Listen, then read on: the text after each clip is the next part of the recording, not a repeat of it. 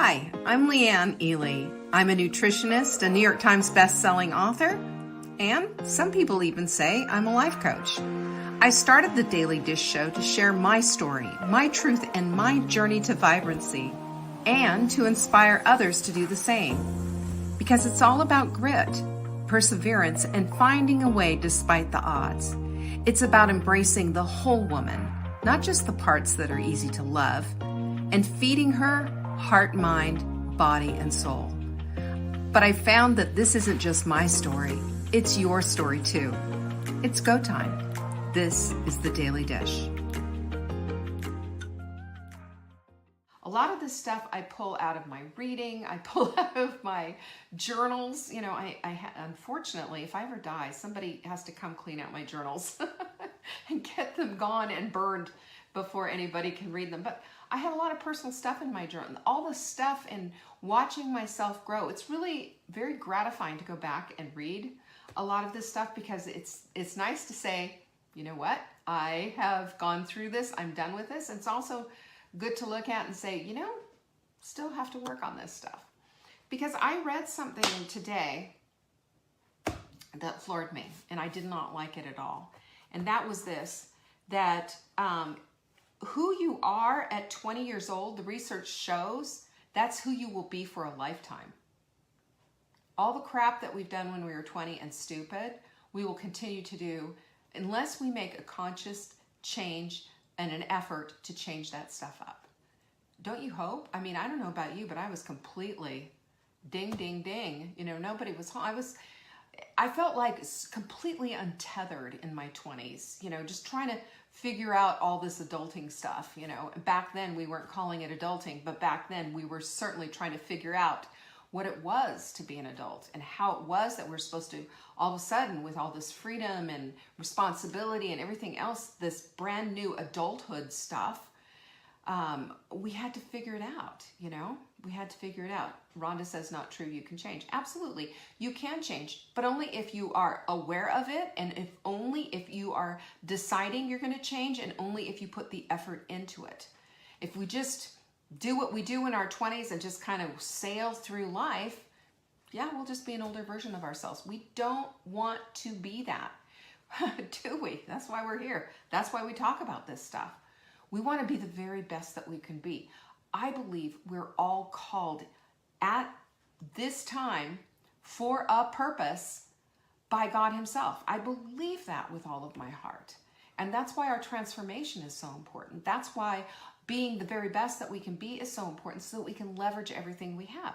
You know, the parable of the talents. You know, you bury one talent, or do you take all those talents and multiply them? I think we're called to multiply them, not bury them. And that's what happens. We bury our talent when we're not paying attention to what's going on in our lives, and we end up with groundhog lives, you know, Groundhog Day existence over and over and over again, doing the same thing, a little bit different, maybe a little whatever, but the same thing nonetheless. And why do we want that? Do you want that? I don't want that. You know what I want? I want every day to wake up excited. I want every day to look and see what's on my calendar, that the birds are singing, and that I'm ready for it. I'm ready to change. I'm ready to become more of who I'm supposed to be. And, you know, who we are right now isn't who we're supposed to ultimately be. We are called to change. We are called to up-level. We are called to all of this because we cannot be the people that we're supposed to be if we aren't aware of this whole thing. We just kind of go through the motions. We kind of just, you know, we look at it and we go, oh my goodness, what is this all about? It's you know, day 89 of 2021, and we haven't even realized that the time has gone by, and we don't have anything to show for it. This is why I think goals and visions and all of these are so important, because we have something to go for. We are naturally, by our DNA, we are people who we have to go the length. We have to go, we like to compete, even with ourselves. We like to be these people who decide that I can see this and therefore I'm going to shoot for that. It's very soul satisfying, isn't it? Haven't you noticed that? That when you say, I'm going to do this, and then when you actually do it, how great you feel about yourself afterwards, and how much of an impact it has to all the people around you. That's another thing that we just don't take into the consideration pile, is it? So it's not who you are right now, it's who you're becoming, and we're always becoming if we're in it, if we're aware of it, and if we make a decision that this is what we're going to be doing. That's how it is. So it can be scary, though, to say, oh, I'm going to change, because change is scary. Always, we know, the amygdala, forever wanting to keep us tiny and small and not doing anything different. Just, it's how it is.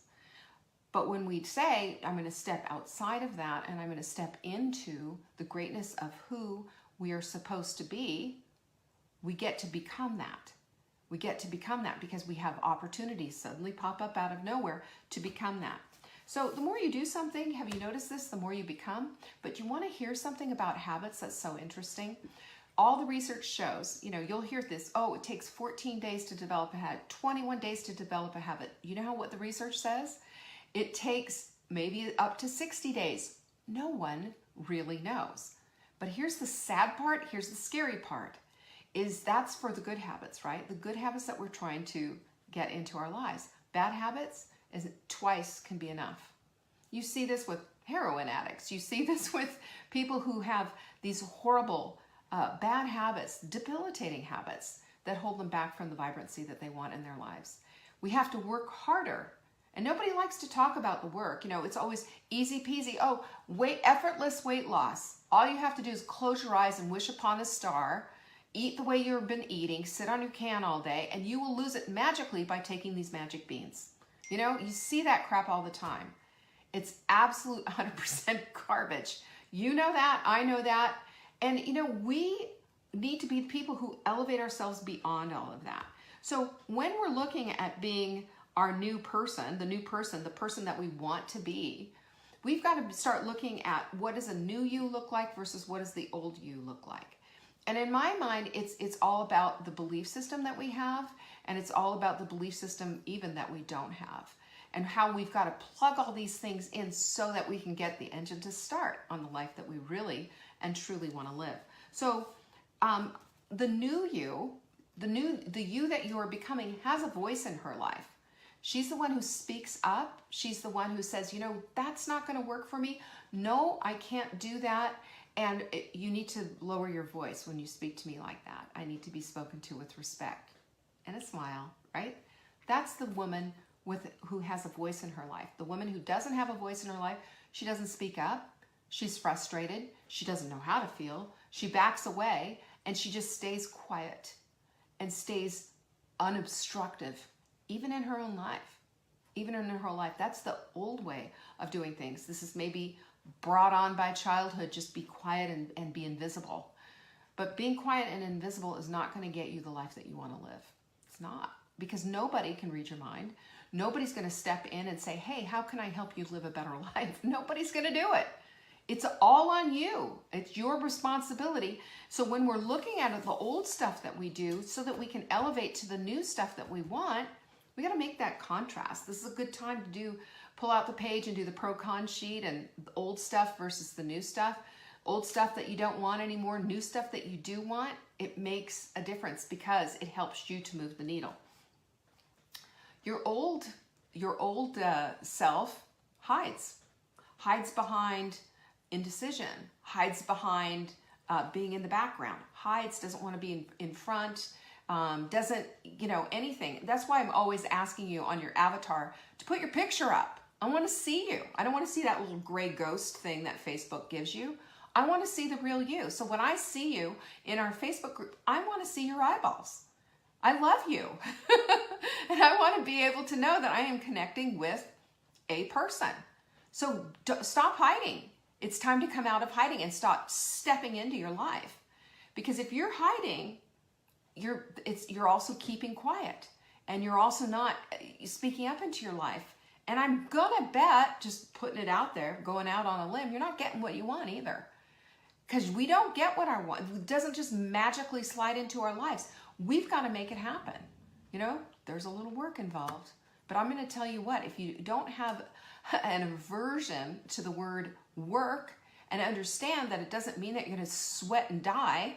Well, you might sweat a little bit if it's working out as one of your goals, but you know, you will not die. And as a matter of fact, you will start to become the person you want to become. And wow, you will be wowing yourself as well. The other thing is, you know, you're not quiet anymore, you're not hiding anymore, and you're not playing for this imaginary audience that you think you're playing for. We have this people-pleasing thing inside of us that is so big, so ugly, and so needs to go. It is outdated.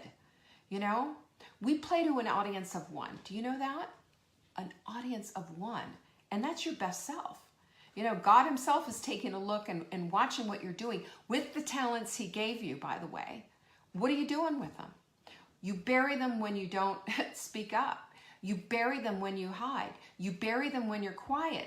And you bury them when you're playing for this imaginary audience that doesn't give a rip about you. When we are in people-pleasing mode, we are not in God-pleasing mode. Do you know that? We can't be. Because we are so obsessed and worried about what other people are thinking about us, who maybe they might give you, you know, a minute of their time of their day. Maybe they might say something nasty on your Facebook post. Maybe they'll whatever. And what do? We get absolutely obsessed with the whole thing. Oh my gosh, they like me and I'm terrible and it's this and it's that and it's this. Maybe I shouldn't have said this. Maybe I should. They've moved on, and yet we're playing to this audience. So when you realize that you're playing for an audience to one, and you understand that you want to be in alignment with the goals and the visions that you have, your audience quickly gets very, very small. It's you. It's you. It's you you're going to disappoint, not them. They don't care. You care, though. This is your life. Start leading your life and not worried about them. Yeah? Not worry about them. This is freedom, by the way. It's freedom to be yourself. It's freedom to be all that you are and not somebody else's version of you. That's the whole thing. You can step into the exact authentic life that you want simply by being okay with who you are, warts and all. Because I'm going to tell you right now, our only call is to lead our lives excellently. Not perfectly, because that won't happen into this side of glory, will it? No, I don't know of a single soul. We all make mistakes. We all fall down. We all injure and bruise our little knees and injure and bruise others accidentally. But we can always come back and fix things. We can always come back and do better. That's what living excellently means. And doesn't that feel so much better? Isn't there just so much more freedom there than trying to do things so darn perfect? Perfect doesn't help, it paralyzes. It makes procrastination the thing, because if you can't do it perfect, don't do it at all. You've heard Fly Lady say that a million times. And it's true. We do that all the time. And I hear this, you know, I remember hearing my mother saying, you know, if you can't do it right, don't do it all. She'd say that all the time. My mother was a absolute raving perfectionist, OCD and everything else. She was lovely. I loved her. I adored her. But growing up, it was difficult, you know, and later on in life, that's when I started to make this assessment of I wasn't playing for her anymore. I was playing to my own audience, not hers. I was still people pleasing, but I needed to get out of my own way so I could get on with my life. That's how you please God. He's given you the gifts, the talents, the everythings that you need. It's up to you to leverage them, though. And that requires a little elbow grease. So, and let me just say that there is no virtue in being fake. There isn't. And pretending and being somebody that you're not. There's no virtue in that. There's no freedom in it. There's no nothing. It's just a lot of tension, a lot of high stress, a lot of anxiety. That does nothing for you. It rips down your health, as a matter of fact. It keeps you up at night, and it makes you just feel less than, frustrated, and just wondering, when am I going to have a turn? When is it my turn? You know, that's not going to help you. But I want you to know that there are people right now on this earth who need you, who love you, who care about you, the real you, the true you, the vibrant you that maybe you're scared to show. Because our vibrancy is not a single act. Our vibrancy is our basic, it's the plumb line of what runs through a life well lived. It is the plumb line. And I want to say to you right now that if you feel like it's out of your grasp, if you feel like it's far and far away and it's just nothing that you can have, that's simply not true. And that's not how God looks at you. We are all, in process. We're all not finished. We all have work to do here because we're here. Because we're here. And that's something to be celebrated. But in order for you to attain this, in order for you to have this, you have to reach for your very best self. You have to do things that you say you're going to do and follow through, because that lands integrity back into your heart, because you keep your promises to yourself. When you keep your promises to yourself, then you can move to the next thing and to the next thing, and you suddenly start to see yourself in a completely different light. When we keep the promises to ourselves, we start to see little tiny victories here, a little tiny victory there, and they add up. It's not like, here's your victory, and then it just diminishes. No, it's a stepping stone to the next step, and to the next step, and to the next step. Martin Luther King said that you don't have to see the whole staircase to take the first step, and neither do we. All I know is this, that every single day that I show up for my life, and even though the new me, the in-process me might be a little bit scary, staying in the old way, staying in the old thinking is even scarier, because it just pulls me down. And that's what I want to say to you today. Allow yourself to be in the place of process. The place of process is glorious. It's the place of process is where things are made. It's where you are made. And, we're all a part of this divine melting pot, the refiner's fire. You've heard of it before? This is how we get rid of all that dross that we don't need in our lives. And this is how the gold becomes perfected and beautiful. And I say perfected, I'm talking about the gold, not talking about being perfect. We have gold, shiny things inside of us. We have diamonds inside of us. We have so much inside of us, so much potential, so much beauty. If only we would exchange the ashes for the beauty, we will start to get those things back tenfold. Tenfold. And I want you to just see the light of this important part of what I'm talking about here. This is important. This is how you live a vibrant life. A life that's on fire, a life that is full of goodness on all levels. At your work, with your family, in relationship, in a community, with God, all of it. It all starts to come, and you start to live a life that's so exciting, that's so different than what you lived before, because you are stepping into the new you, the vibrant you, the true you of who you are. You ready to do that? I know I am. Every single day to stay on that, to get out of the frustration lane and get into the place of alignment, true alignment with who I am. So your actions are going to prove your worth. Your words are going to prove your worth. And so are your thoughts going to prove your worth. Guard them all. Guard your thoughts, guard your words, and guard your actions. And make sure they're congruent with the you who you're becoming. Deal? Pinkies up. Love you guys and appreciate you. Thank you so much for showing up. Peace be with you. Share this video if it meant anything to you, okay? I appreciate it. Thank you for joining me today. You can find me on TikTok for daily tips to help support your most vibrant life. And remember, you are the author of your own story. Until next time.